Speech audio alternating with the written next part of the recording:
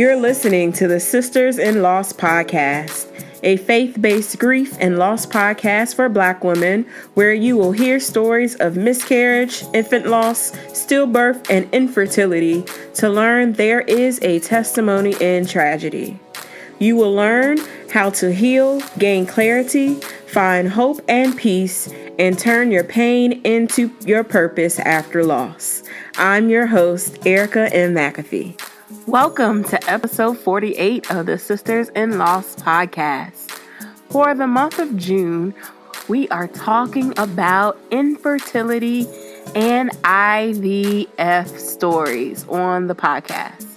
In today's episode, we have Chimyra Powell, a wife, mom, and blogger of journeyofchimyra.com. Chimyra suffered a 5-year journey with infertility, and her first natural pregnancy ended due to a life-threatening ectopic pregnancy.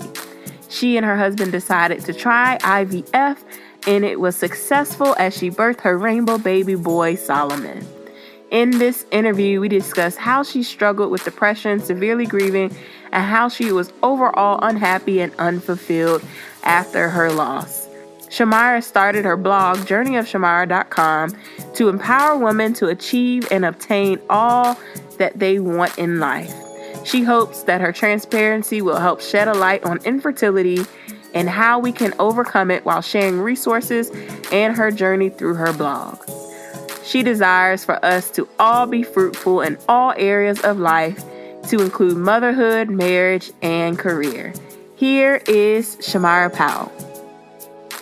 Well, thank you so much, Chimyra, for being on the podcast. My pleasure. Thank you for having me. Well, I like to start the podcast with you sharing a little bit about yourself and what you do. Okay. My name is Chimyra Powell. I'm a talent acquisition specialist consultant or recruiter. In the D.C. area, I support several government contracting agencies with their staffing needs. I work from home. I live in Waldorf, Maryland with my son and my husband of 7 years. And I recently started a blog called Journey to Chimyra, which highlights my experience with pregnancy loss, infertility, and just becoming an overcomer and having a victory. Awesome. So let's talk about that. Take us back and tell us about your journey to motherhood and your loss story. Okay. So my husband and I got married at 23, August 9th, 2010, so that our wedding date could read 8-9-10 to reflect growth and progression throughout our life. So we immediately started trying to conceive, just to no avail. So 3 years later, in 2013, we naturally conceived, and we were so excited about it. We immediately told our close friends and our family, and the response from everyone was just joy, emotion. People were even crying and hugging us, and we were just so happy. We started talking about the baby shower and gender roles and names and everything like that. But then, around that same time that we told everybody, I got a new job. And they flew me out to Indianapolis. Around this time, I was about 6 to 7 weeks pregnant. So during the training, I started feeling intense pain on my right side. And I have a really high tolerance for pain. So when I say that pain was excruciating, it really, really was. It hurt so bad. But I just kind of pushed through it. I said, maybe I ate something spicy for lunch. Maybe I don't know. I'm just tired. I need to go lay down. So after the training, I tried to walk to my car to drive to the hotel, but the pain was so intense, I could barely walk, and I could not stand up straight. So when I finally got to my car, I called my husband, and he was like, just go to urgent care and see what's going on. I said, no, I'm just going to go to the hotel, lay down, and go to sleep, and then, take some Tylenol, some hot water, and I'll be okay. But I'm glad he encouraged me to go get checked out, because it was far more worse than what I thought it was. So I went to go get checked out, and that nurse told me, you need to emergency room. It was down the street. So I hopped in the car, I drove one light away. It was snowing. It was icy, snowing, and there was a predicted snowstorm. So I didn't even know where I was. I'm in a totally different city by myself, no family. I don't know my coworkers. So I just cramped up, started crying, praying, trying to see through the windshield with snow piling up. I get to the emergency room. they have to come out and get a wheelchair for me to run me into the hospital because I literally couldn't walk. I get inside the room, and the doctor says, we're going to do an internal sonogram. I'm like, okay, cool. That was the most excruciating pain ever. I don't know if you're familiar with it, but it's a probe that goes inside of you to check your uterus and your fallopian tubes and all those things. So the nurse is moving the probe around inside of me, and it just felt like a knife. It just intensified the pain. And I'm sitting there, I'm laying there crying, tears streaming down my face. I'm looking up at the ceiling, and I see a painting of just a field of flowers. So I just try to focus on that. The nurse, the female nurse that's in there with me, she's holding my hand, rubbing my hand, asking me, can she pray with me? And so she starts praying because she knew about my situation, me being there alone, and I didn't have anybody. So she, she empathized with me in that moment. So anyways, I get back to the room. After all that, the male doctor comes back in and says, okay, Chimyra, basically, your baby is in your tube, not in your womb.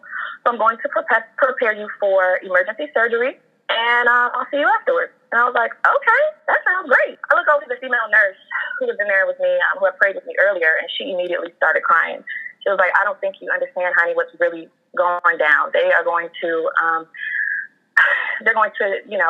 cut you open, basically, and remove your tube that your embryo stuck in.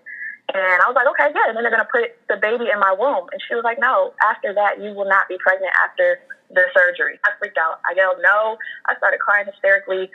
I couldn't believe it. It's like everything that my husband and I had hoped for the past 3 years finally happened in an instant.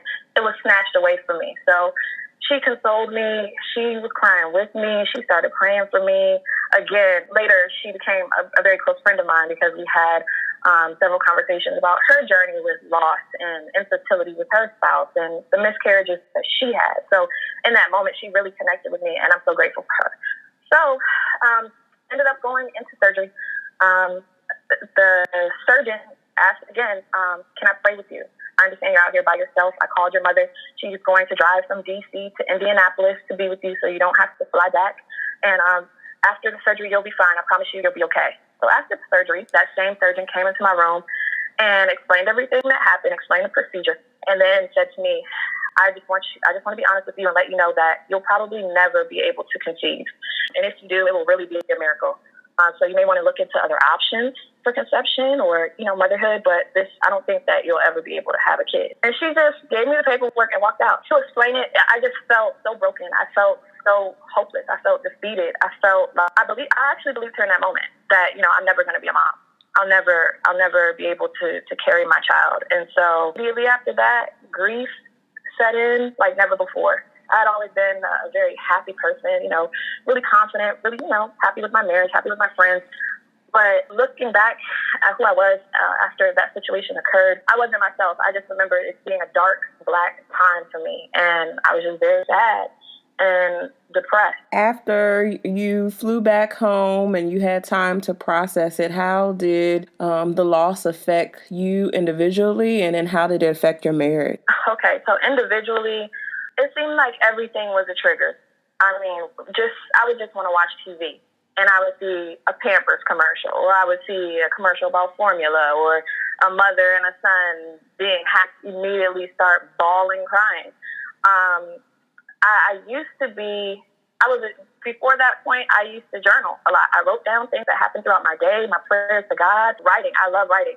I couldn't write because everything that I wanted to write was just anger towards God. Why would you allow me to experience a situation? Why would you allow me to have a child and then trick me and take the child away from what? Why are you choosing other women to be moms and I can't? What is it about me that is not perfect? What do I need to do to get to the point where you see me as a good vessel to be a mom? So those thoughts really consumed my life.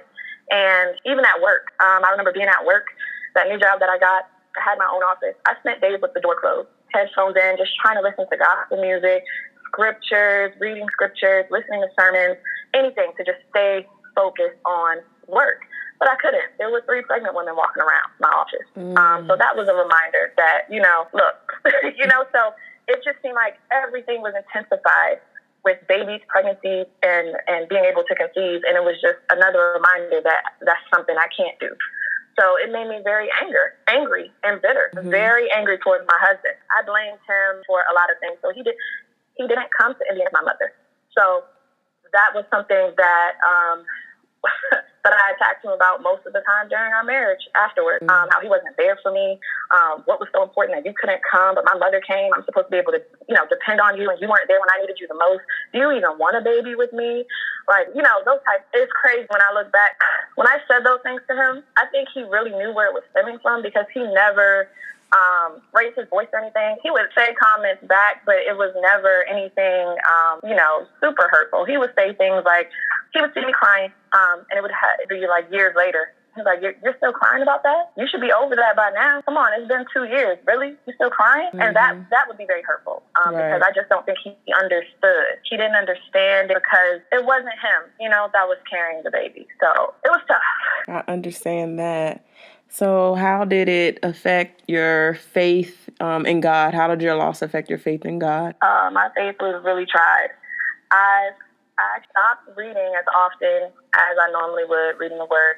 I really didn't want to pray. And the prayers I did do were very basic, like, God is great, God is good, now I thank you for my food type stuff. It wasn't the relationship that I had with God, because honestly, I was mad. Again, I was in a comparison mode of, why me? And so I remember speaking to some close friends and family members who led me to a couple of scriptures that really helped me out. And that's why I found the story of Hannah. And reading that story of Hannah really, really gave me encouragement. Hannah is a woman in the Bible who, for many years, her and her husband were barren, and he had another wife who could easily have kids. I mean, she could lay down, and she was just super fertile. And then Hannah would also get teased from the other wife, saying, ha, look at you, what's wrong with you? You can't conceive. So she would go in her corner and cry and grieve and say, God, why me? Why me? Why me? And I identified with that. And that also let me know it's okay to cry. It's okay to grieve. It's okay to have those moments where you feel inadequate and you feel less than a woman, or you feel like God missed you somehow. Like, you even see me, and ask those questions. So that gave me a peace. And the story ends with her conceiving a child that she then dedicated back to the Lord. So that right there, that story really got me through. And then just again, with being restored with reading that story, that helped me to get back to journaling again and writing those thoughts down, writing those prayers back down. And I started to feel my spirit being more encouraged. That's amazing. And journaling gets a lot of people through their grief journey. So when did you get to a place where you were ready to continue to try again for your rainbow baby or your son? I want to say about around 2 years after that, I was like, okay, there has to be other options. I just remember the doctor saying it'll be hard, but research other options. So I started researching, and I got defeated again, just looking at the pricing of what the options were. IVF, IUI, and taking Clomid and all of those other things. I knew for our family, we didn't want to do adoption. We wanted to exhaust every opportunity that we could to try to conceive with just he and I, and then maybe that could be the last option for us. So I ended up looking through my insurance provider to see if maybe they had an option. And surprisingly, there was an option that covered IVF. So we got so excited about that. We looked at our finances and looked up, different payment plans to cover the cost of medicines that we couldn't afford, and different grants that were out there. And I started applying to different grants, reaching out to different websites and organizations that supported, minorities that are pursuing IVF and, non-traditional conception options. Once I started seeing that, hey, I'm not the only woman out here going through this. My husband and I aren't the only marriage that's suffering this way. It just felt so comforting, and it encouraged us to really pursue other options.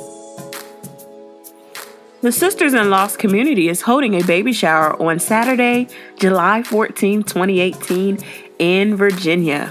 We are celebrating the expectant rainbow babies of our sisters in loss by gifting them new and gently used baby products.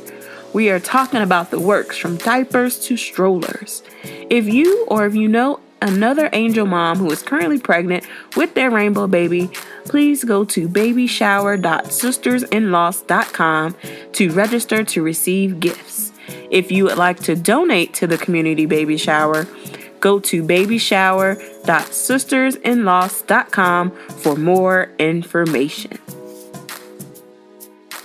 Awesome. So take us and tell us about your journey to your son. Again, we decided to look at what the insurance provider offered, and it was IVF. They covered it 90%.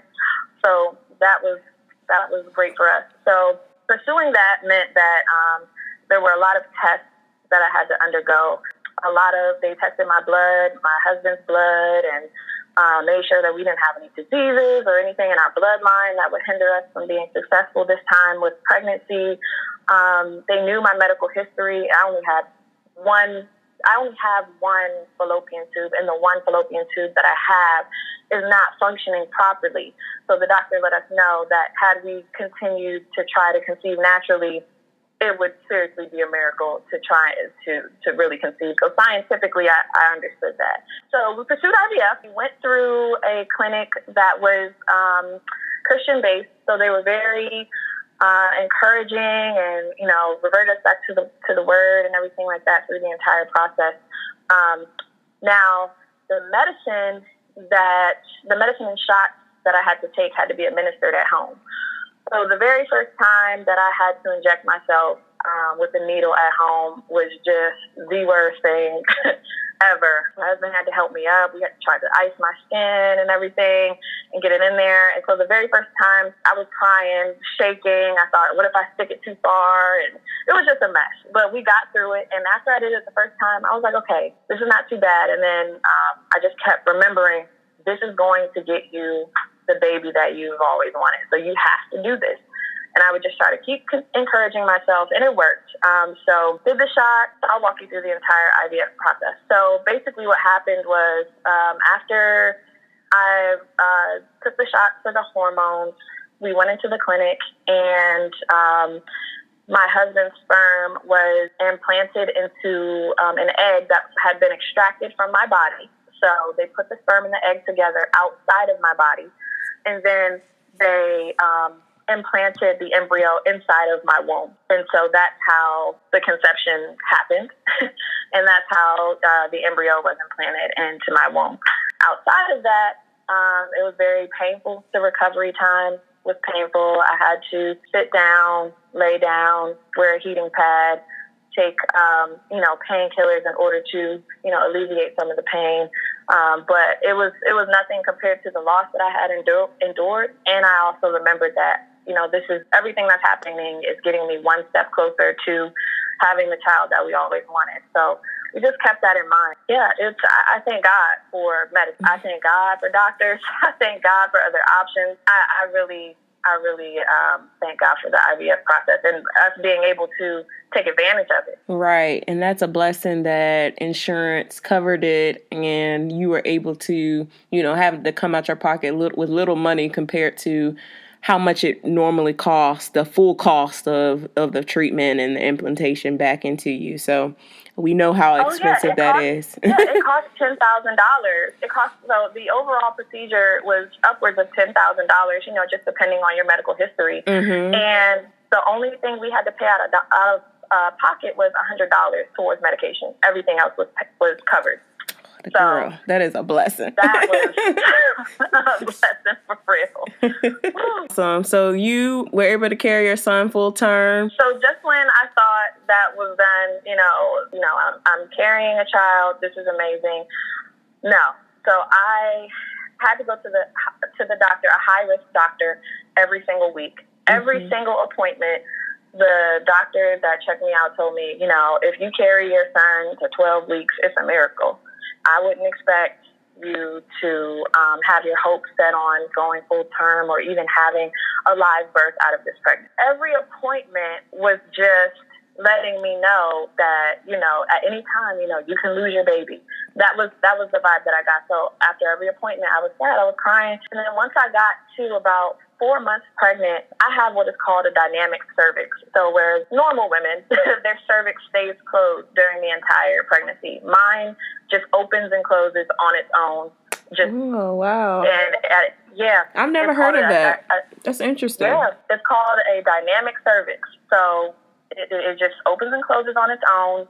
And, you know, when the embryo is really small like that and your cervix is opening, you can have a miscarriage. So I was at the brink of a miscarriage. They caught that I had a dynamic cervix, and they prepped me for surgery. I had to have what is called a cerclage. So they gave me an epidural to numb me, and I had to have surgery where they went into my cervix and basically stitched it closed so that my son wouldn't fall out. How far along were you during that time? I want to say I was 20 weeks. I was at the absolute max that they could do it. They said they usually catch it earlier than that, and they prefer to do it around 12, 13 weeks. Yeah, I thank God they caught it then. I was able to go ahead and get the surgery, which that recovery period, again, very painful. And due to that, I was put on bed rest.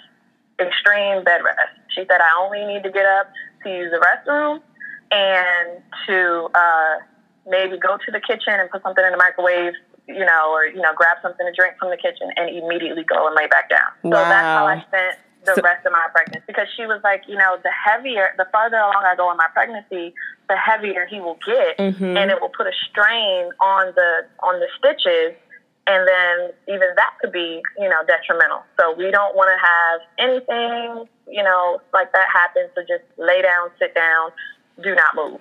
So that's how I spent the rest of my pregnancy. And I thank God for my mother-in-law who got me a wheelchair. So I was able to get wheelchair to my appointments. That's another thing. I can only go to my appointments. So I got a wheelchair for my appointments and a wheelchair for the occasional, let's go get a bite to eat because I'm having cabin fever, been in the house forever. That's how I spent my pregnancy. And then because I couldn't move around, I developed gestational diabetes. So I blew up. I had to do the insulin things, monitor my diet. And it just seemed like, I'm like, man, this is such a rough process. just when I thought, I overcame, that we found IVF, we're in the clear. No. Okay, I'm pregnant now. We're in the clear. No. And then I always had a vision of, I wanted to be that pregnant person. I have this huge belly and I'm out here doing yoga. I'm just running through the neighborhood, all those type of cliche things. I'm wearing this flowy dress on the beach and looking fabulous. And that was not it. That wasn't what happened. So we share that in common. I also ended up having a cerclage at around 19 weeks with my son, my rainbow baby. So same. Well, I had a loss prior to that. So they were monitoring my cervix closely with my son. So they knew kind of when I had my loss at 18 weeks for my prior pregnancy, they knew once we got closer that they needed to actually monitor the shortening of my cervix. But I've never heard of that dynamic cervix. So that's a first on the podcast, because a lot of women don't know, or the doctors don't check. So it's a blessing that they were able to check for you and you were able to catch that beforehand, because typically what they do is they wait until you have a loss and then they start to check. Exactly. And I'm glad you said that, because through this, that lets me know that we have to be our own advocate. We have to go in there asking questions. This is your body. They have the degree, they have the experience, and that's amazing. But we need to know so that we can be aware of different signs to look out for, different symptoms, or, I even asked the doctor, the next time that we get pregnant, will we have to do IVF? She said, absolutely. I said, okay, well, the next time we get pregnant, will I have to have a cerclage? She said, oh, absolutely. And now that we know that you need a cerclage, you'll have to have one earlier now. We're not going to wait until it's an emergency.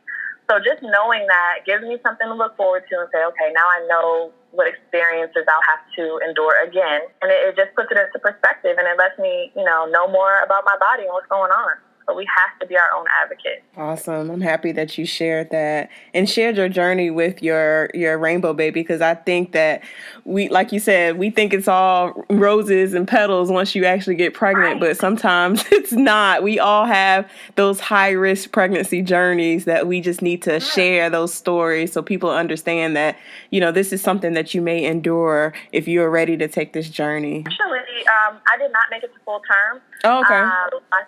My son was born at 33 weeks. Oh, wow. Okay. But when he came out, so let's start back. So I'm in the delivery room, and the NICU nurse comes down and says, "Hey, I just want to let you know that because your son is being born at 33 weeks, he may look a little different. He may not look like what you're expecting, and he'll have to be with us for a while, but he's going to be all right. We're going to nurse him back to health and all this other stuff. He may need oxygen or whatever." So in my mind, I'm picturing, a very sickly looking baby. I'm trying to prepare myself for the worst, and I start, getting sad.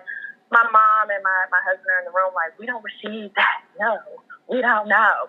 So anyways, I give birth to my son. Everybody in the room is like, "Oh my God, he was huge." Even though he was 33 weeks, he was 6 pounds and 9 ounces. Oh my God. They weighed him. They weighed him 3 times because they couldn't believe his weight. Yeah. They were like, "Oh my God." So then isn't that crazy? So that is so crazy because I had my son was born at 32 weeks and he was only 4 pounds. So that is crazy. Oh, wow. You know what I'm saying? The nurse was like, "Oh my God, I apologize for what I said." I was like, "It's all good." But you know what I mean? If you just, what? I couldn't believe it. So anyways, he had to go to the NICU because that particular hospital didn't release babies that were born prior to 35 weeks. Right, right. So and that's typically, that's normal. Yeah. Chilling. Mm-hmm. He's like chilling, waiting for mommy's milk. Why are you here? Right. Why is he in here right now? So that was amazing. So how long did he spend in the NICU before you were able to bring him home? Yeah, he was in there for 2 weeks until he made it to 35 weeks. And then, he had to pass the test of being able to, eat on his own and everything like that. And he did great, and he was able to come home. Yeah, nothing was outside of that. No other health issues. Nothing. Awesome. That is such a blessing. It was a blessing. It's such a blessing. Oh, I was man. looking back like, well, thank God I had gestational diabetes and ate all that stuff I wasn't supposed to. That's probably why he was so He came out so big. Well, he came when he was ready to come. Like, that's exactly what happened, for sure. Right. Tell us about your blog and what you're doing with your blog. So my blog is called Journey of Chimyra, and right now I'm highlighting my infertility story in different ways, how it affected me, how it affected my marriage, how it affects, my outlook on motherhood and how much I enjoy motherhood right now.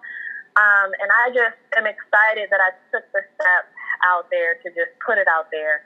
I've been receiving so much positive feedback and DMs and comments and emails of women who have experienced the same or similar journeys, and how thankful they are, because when I was going through, my grief with loss, I couldn't find, women of color who were sharing, those intimate stories to make me feel like, okay, I'm not alone. It's okay. It's not okay that happens to me, but it's okay to grieve. It's okay to be in this particular space. I couldn't find it. So I wanted to create, a place where I could share and get it into the hands of women that it could help. I had an idea to do it years ago, but I couldn't do it in a place of grief. And I couldn't do it in a place of, now I'm finally enjoying my blessing. And I couldn't do it then. So now I feel like I'm on the other side. I've overcome. I have the victory. And now I can reach back and bring other women along and be open and transparent. So that's really the goal of it, is to just share. And I also want to be transparent about my marriage. I mean, I said a little bit here on this conversation, but our marriage was headed towards divorce, honestly. And we already started out young, not having an example of a successful marriage that we could reference within our family, either side. So we were like, this is it. But we just thank God that we were able to push through. And even our marriage is on the victorious end. So God is doing it. And I'm just excited to share. I really am. Awesome. And I thank you for being transparent about that. And I love when that's why I asked those questions about marriage and how your relationship was affected, because I think it affects everybody differently. And as you know, men and women grieve differently. So when you lose something and you have such a traumatic experience, and if the men don't necessarily feel it because they weren't, the baby wasn't with them all the time. So we all grieve differently, and it affects our bond and our closeness and our oneness together. So it's good. I'm happy that you shared that and was transparent about that. So what are some resources that you use during your loss, during your healing journey that you can share with the listener? One major resource that helped me was a site that I stumbled across called infertilityawareness.org. It's a place where women have shared their stories of infertility and infant loss and pregnancy loss. And they also showcase different events going on around the world. And also there are several accesses to support groups in your area. So it was nice to know that, there was a reference point. Okay, I'm not the only woman going through this. There is victory, some way, somehow. And then also having the option to speak in person and share stories in person with a support group where you can feel supported and understood in a circle of women who have gone through or are going through the same exact thing. So that site really helped me out. Another resource, human resources at your job. I work in human resources, so I know the benefits in and out, and I know all these things. But if you don't work in human resources, I would say definitely research your benefits package. Even if your insurance provider doesn't cover, IVF or that next step that you want to take, there's more than likely another resource that you can utilize for free for counseling. It's called an employee assistance program. And usually it's for free. And they offer, different counselors in your area where you can go and speak to someone. And that particular counselor may be able to guide you in another way to help you uncover different resources that are particular to your situation that you're going through. So those are two resources that I utilize a lot. So what encouraging words can you give the mom out there who have had a ectopic pregnancy like you, had to go through IVF, and, they just need some encouraging words to try again? My encouragement would be to don't be so hard on yourself. We can get so caught up in comparing our lives to other women, especially when it comes to motherhood. And you're grief-stricken. You feel less than a woman because it's like, what's going on with me? Why can't I conceive a child naturally? And those thoughts are normal, but definitely know that we serve a God who keeps his promises that he made to us. Even when it seems as though we're in a dark place and we cannot see the light, because I've been there. But you have to push through. And even in my darkest time, I referred to a scripture. It's one scripture is Psalms 113, verse 9, and it says, "He maketh the barren woman to keep house and to be a joyful mother of children." So that gave me immense hope because, he's acknowledging that you're a barren woman, and he will allow you to be a joyful mother one day of children, not a child, but children. So even if you desire to have more kids, it's possible. We serve a God that can do the impossible, what seems impossible to us. So definitely, rely on the word and be transparent in your own time when you feel comfortable. Go to those support groups. There are other women out here that are going through the same thing. You're not alone. You're not the only one. So find the encouragement that you need to push through, and then that'll put you in a better place, a better mindset. You're healthier from the inside out so that you can be the best mom possible when it's your time. So that would be my encouragement for the woman that has experienced loss and that is looking forward to trying again. And I'm an example to let you know that there is victory. You will smile again on the other side, and you will be an overcomer. Amen. So where can we find you on social, and what's your website for your blog? The website for my blog is Journey of Chimyra, my first name, Chimyra, and that's the website. That will link you directly to my blog. And then on Instagram, you can find me at _Chimyra, my first name, Chimyra. And if you find me on Instagram first, the link to my blog is right in my bio. So it's a 2-for-1. So definitely check that out. Awesome. Well, thank you, Chimyra, for being on the podcast and sharing your story and sharing your light. My pleasure. Thank you so much for having me on this show. I really appreciate it. Thank you so much for listening to today's episode. I pray that this show was inspirational and a blessing to you. For show notes, visit ericamcafee.com/podcast. Please join us in our offline discussions in our private Facebook group by going to sistersinloss.com. If you're listening in Apple Podcasts, please rate and subscribe to us and leave us a 5-star review. I pray that you all have a blessed week. Keep the faith, and I'll talk to you next Wednesday.